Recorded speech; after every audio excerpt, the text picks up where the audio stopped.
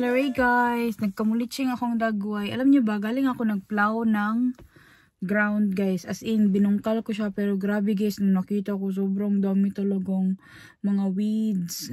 So sabi ko kay Nico, mas mabuti na sa plant boxes na lang talaga ako magtanim para hindi ganun karami ang weeds guys. Kasi nga, napaka-hassle ng sobrang daming weeds. Kasi kailangan mo siya bunutin and magiging kaagaw siya ng tanim or yung mga vegetables na itatanim ko guys sa nutrition. Kaya sabi ko kay Nico, kunin na namin today yung aming mga boxes dito. And andito kami ngayon sa summer house guys, dito sa dating summer house ni Nico. Kasi kukunin namin yung mga plant boxes. Ayan na guys, yung mga plant boxes, natabunan na siya ng grass kasi nga hindi naman ako dito nagtatanim since lumipat nga kami. Ano, hinihila ni Nico yung isang box. Sabi ko kay Nico, dalahin ko rin yan kasi din ko yan sa gilid itatanim. So yan na guys, yung mga boxes dito, Kestava naman kasi yan. Kasi meron yan siyang metal plate around it. Special kind of food kasi yan siya guys. I think we are not going to get any soil from there. It's already full of weeds. We're not gonna get any soil. Because it's full of weeds already. Those one. And let's not take any multa from there. Because it will just be full of weeds again. I'll just buy a fresh soil dun sa kapitbahay namin guys. Tapos alam nyo ba yung mga peony ko dito, ayan o. Numubo pa rin sila guys. Ang ganda pero hindi na siya ganun kalalaki compared nung first time na tinanim ko sila. Kasi ito guys, wala na kasi nag-aalaga nito dito. Yan o, ang dami niyang kaagaw na damo. Tapos, meron akong tinanim dito na dalawang peony. Ayun yung isa. Tapos yung isa is andito. Pero hayaan ko na lang yan dyan guys. Dito na lang yan sa summer house. Tapos ito din, ako din ang tanim yan. Ito yung parang meron siyang purple na tanim, ay na bulaklak. So natanggal na ito. Alam niyo bang healthy ng soil na to? You know, the soil in here is so healthy. Look, it's so soft. Hey.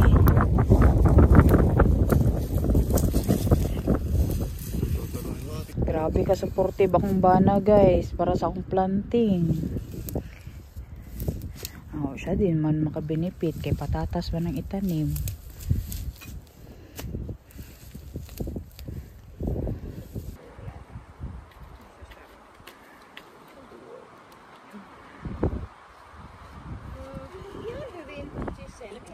Akong supportive na bana guys, grabe.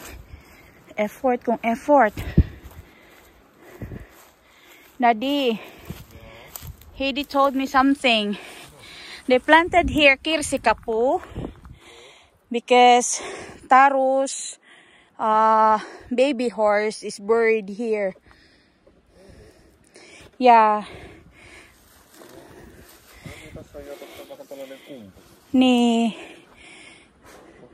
They said like it's nice that something grows in here too. Yeah, it was so sad, but maybe next time Taro can have another baby horse. Neon. Tingnan nyo yung red currants dito guys. Sobrang dami ding bunga. Oh. Sobrang daming berries guys. Tapos dito naka-buried yung isang horse guys na namatay. Yung baby horse. Kasi hindi kinaya. Ganun talaga. And then they broke this one because they need to plant it here. Mutta nämä muuten saa sulle taas uuden koulun. Niin, kyllä. Katsotaan, onko meillä semmoista. Definitely we have at home.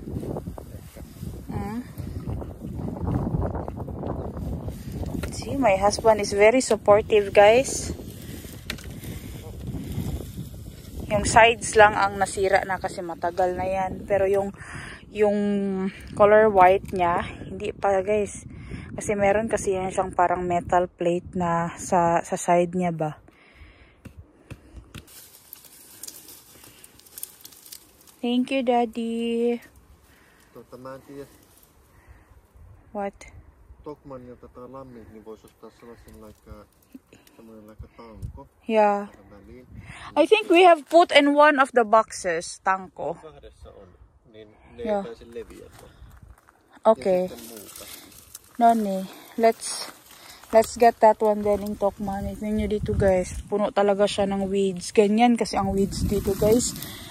Mabilis dumami. Sobrang daming nettle dito. Gusto ko itong kunin guys. Ito. Color green na pole. Tapos meron pang isang box dito guys na baon na siya.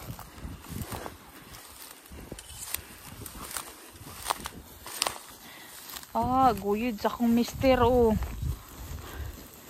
Yeah, ako niya pa guniton guys. Kawa ko na ko'y gloves. Siya lang daw. Hala sige. Ang ganda ng mga boxes na yan guys. Plant boxes. It's very kestava guys. Or it will last longer. Kasi yung sides nito. Puti siya no. Pero actually metal yung side niya. Kaya hindi siya nabubulok. So ang nasira lang yung mga poles. Yung ganito oh. Sa pole ba? Ano? Nasa gilid niya, yan ang mga nasira. So, papalitan lang namin yan. Alam nyo ba guys, kahit na ako ang nito, kami ni Nico ang nito, gumawa nito. Siyempre, nagpapaalam pa rin kami sa kapatid niya. Sabi niya, of course, kunin nyo kay para magamit daw. Kasi wala naman kasing magtatanim dito guys. But it was nice na nagtanim talaga sila dyan ng cherry blossom. Kasi andyan yung baby horse ni Taro. Si Taro guys is yun yung kabayo ng nanay ni Nico. Sayang pero what can we do? It's better at least buhay naman yung kabayo and yung baby is nawala. Kasi guys mas mahal ang kabayo guys compare sa baby horse. Kung ang kabayo nawala guys, grabe pila ka thousand of euros yun guys. Kaya di din basta-basta mag-alaga talaga ng kabayo. The sides. Maybe we can recycle some of it. Some of it that are still good, let's use it then. Some of it that is not good, then let's not use it. Or maybe we can take from here, oh.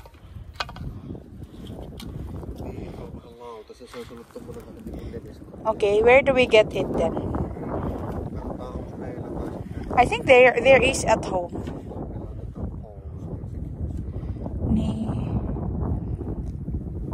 No, but it's important is I will get this today. Or maybe we can recycle one or two of it that is still good and then use it. What do you think? Äkkiä. Niin. Muutenhan nää kestää. Mutta some of it on vielä hyvää. No, on se toistaiseksi, joo. Niin, I think that we can still keep it. Täytyy ottaa, mutta otetaan akkuperäkone ja... Minäkin. Ang ginamit pala ni Nico dyan guys is not nails. It was screws. So,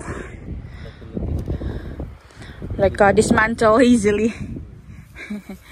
My husband was so clever. Because usually in Finland it's screws, no? Not nails. No, se vähän riippuu. Yeah, it depends. But for this one guys, screws ang ginamit talaga ni Nico para madaling matanggal ba in case of tatanggalin siya. Kaya yan oh, di ba? Dali lang. Walang ka-hassle-hassle. It's good to have a very handyman. My handyman. This one, oh, we can still reuse this one.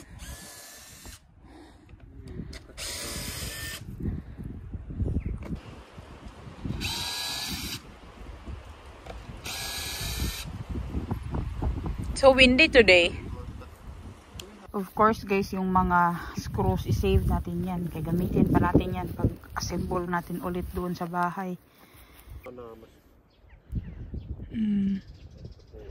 We have put a lot of horses poo in here guys, because they have a lot of horses here.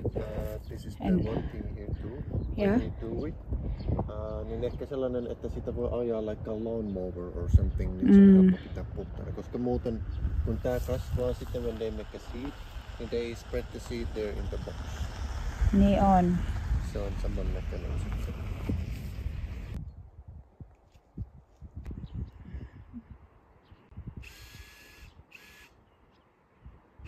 Andoon na sister-in-law ko guys. Oh, hindi din madali itong trabaho na ganito guys. Yung mag-alaga ng mga kabayo. Sus, Diyos mo yung marimar. Dependent kaya to lahat. Kasi hindi ba ito kakain no? Kung hindi mo bigyan ng pagkain. Tapos kailangan mo palinisin yung kanilang kulungan. Dapat walang tae dyan kay bawal ang worms. Tubuan ng worms. Madinis talaga tong ano nila dito guys kasi grabe, alaga talaga yung kanilang mga kabayo. Thank you, Daddy. We are now on the way home, guys. We also borrowed my sister-in-law's car kasi nga yung karo is andun sa bahay. So, uuwi pa kami. Kukunin mo yung karo, balik na naman kami. Tapos nagkasya man siya doon sa likod ng pick-up. Kaya okay lang siya. And dito na lang kami dadaan sa Hiyakate or itong gravel road papunta sa amin kasi highway kasi doon sa kabila and 100 ang speed limit, pero at least dito wala mang masyadong sasakyan dumadaan no, and wala tayong kalaban dito guys kapag dito sa Hiyakate dadaan. Grabe init kay today guys na sobrang mahangin. Kung naong nagpula-pula wala tayong mistisa ani, but hindi guys. Yeah, I'm so happy that we finally got our boxes. We just need to assemble them again. And then we will be putting soil. You saw me, I wave hands because there was someone na naglalakad. Ganyan dito sa Finland guys, kapag meron kang nakita or nakasalubong na sasakyan or naglalakad, mag-wave ka sa kanila. Ganun. Sa bukid lang yan guys, pero sa city wala yung anak guys, walang wave guys. Sobrang ganda ng panahon today, warm and sunny, pero ayun nga, medyo malamig siya kasi mahangin. Hello guys, another day and we are going to buy the poles para doon sa aming fence guys. That one, Daddy, is €3.19 like that. I think so. Kailangan namin siya para doon sa aming garden boxes guys. Toki se voi olla kyllä pyöreä.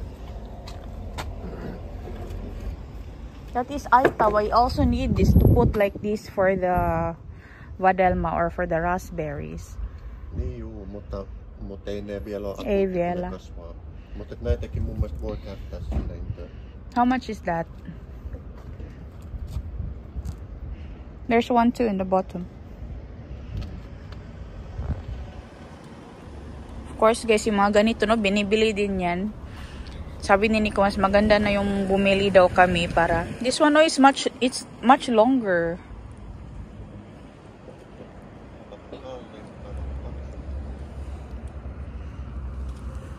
May mga lupa dan sila na ano guys, binebenta dito.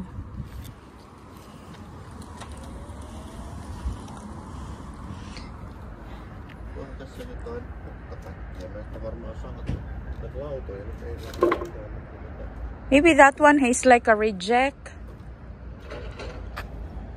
What do you think?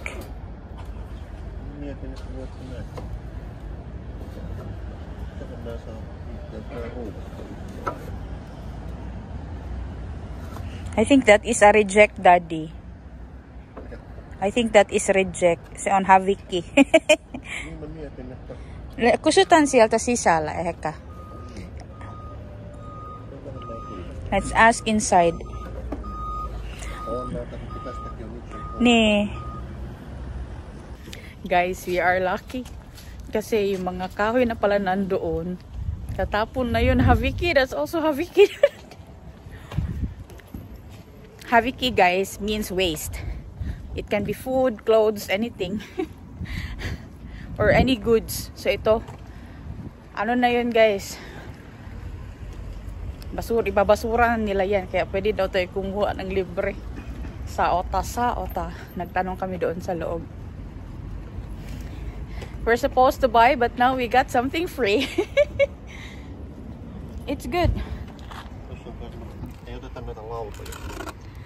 So this one guys, these are all free.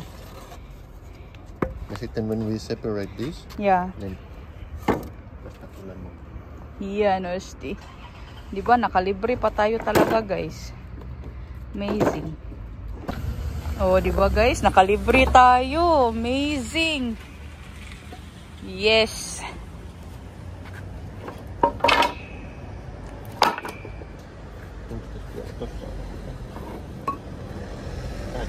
Ne. So all of this in the cart, it's habiki. Waste. Amazing. How about that one? We don't take that? No, mati tarvitas na kitalaw pa. Imagine guys, nakalibre tayo. Amazing. Kailangan mo lang talaga magtanong. Dumaan din pala kami sa Ukay-Ukay today guys. And nakita ko to doon sa Red Cross. Binili ko yan oh. Yung dalawang lalagyan ng tanim. Plastic lang siya but it looks good. Kaya pwede ko siyang lagyan ng mga tanim na nabili ko na. Parang gawin siyang flower arrangement pa dun sa labas, dun sa garden para maganda siya tingnan. Dito tayo sa garden center ng Karkainen guys. Nag-open na sila. Titingin ako kung merong seedlings na ng kamatis. Kasi kamatis na lang ang kulang guys. Tapos, pwede na ako hindi bumili. Tapos pag may makita na naman, bibili naman ito. Blueberries din ito. Oh. Seedlings, tag 21.95. Raspberries yung andoon. Tapos may strawberries din. Ito. May grabe yung ganito yung binili ko. Oh. Tag 160 ang isang piraso na ngayon. Last year, 1 euro lang man yun. Nadungaga naman og 60 cents. Tag 12 din itong kanilang grapes. Oh. Rhubarb. Meron man kaming rhubarb sa bahay. Hindi ko kailangan. Yung ano lang, kamatis. Ay, wala pa guys. Empty pa oh. Wala pa silang binibenta. Early pa kasi. Pero may mga tanim na silang binibenta dito na iba. Ang ganda ng ganito. Kahit yung maliliit nga na bulaklak guys. Sobrang ganda. Ang gaganda ng roses guys. Nanyo. Ang bango. Grabe.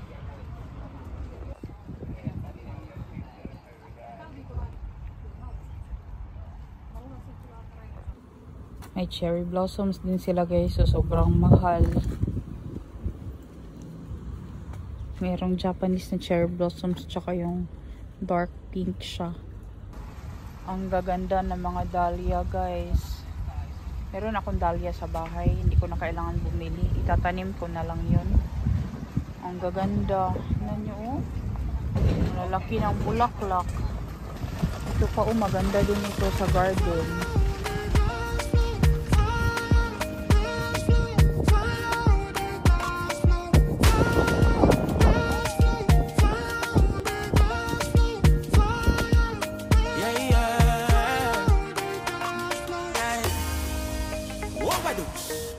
Baby, can I dance with you? Squeeze me one more time again. Remind me of how we used to rock. Your charm never fades away. The way you smile, you can do me, can do me. The way you move, you can do me, can do me. The way you carry your body, oh, your charm never fades away. Hit me with a rhythm, African feeling. Make a jump and dash the ceiling.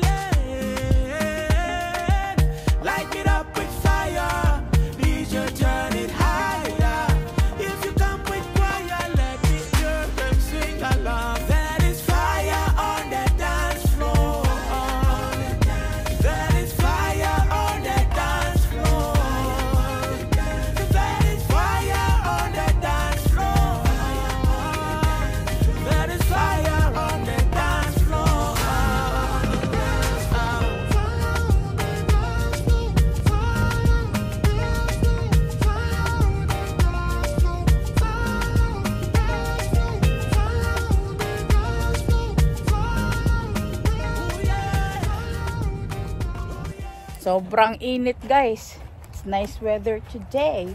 So andito na kami sa bahay and bumili din pala ako ng mga fancies or orvoki guys doon sa Karakainan na garden center kasi tag 50 cents na lang siya. And mag-groupings ako ng tanim. Kaya bumili ako ng 2 pot na yun doon sa ukay-ukayan. Puti nakabili ako. And dito ko na-end ang vlog na to guys. Ito pala yung mga nabili ko ng mga pansies. Ayan. So, update ko na lang kayo next time anong itsura ng aming garden kapag natapos na siyang matamnan. Thank you guys for watching. We'll see you on the next vlog. Hey, hey!